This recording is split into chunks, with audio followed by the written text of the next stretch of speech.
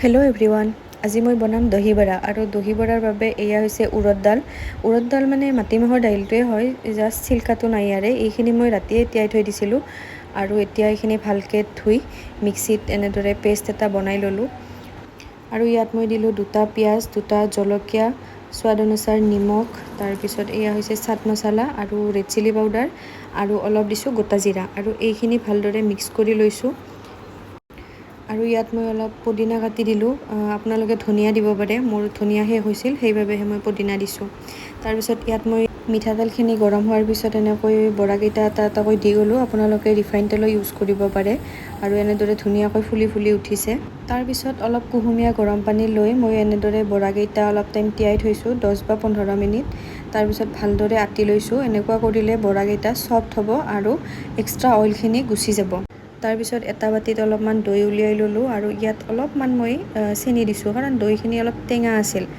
তাৰপিছত এইখিনি ভালদৰে ক্ৰীমৰ নিচিনা হোৱাকৈ ফেটি লৈছোঁ। তাৰপিছত বৰাকেইটাৰ ওপৰত এনেদৰে দহিখিনি দি দিছোঁ। ইয়াৰ ওপৰত অলপ দি দিছোঁ কেটচাপ, যাতে মানে টেষ্টটো বেলেঞ্চ হয়, টেঙা মিঠা টাইপৰ। আৰু ওপৰত দি দিলোঁ চাট মছলা অলপ, আৰু এয়া অলপ পিঁয়াজ কাটি দিছোঁ সৰু সৰুকৈ। তাৰপিছত এয়া অলপ ক'লা নিমখ দি দিলোঁ আৰু ওপৰত পুদিনা দি দিছোঁ। এয়া ৰেডি হৈ গ'ল। এতিয়া ব'লক মানুহজনক দিওঁ কি হয়। লোৱা দহি বৰা, টেষ্ট কৰি কোৱা কেনেকুৱা হৈছে।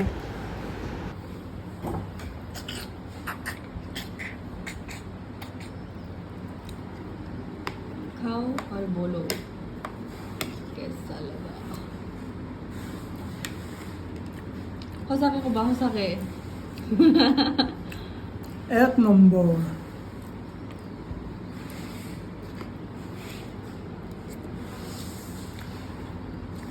খুচি থাকে, মন পচন্দ।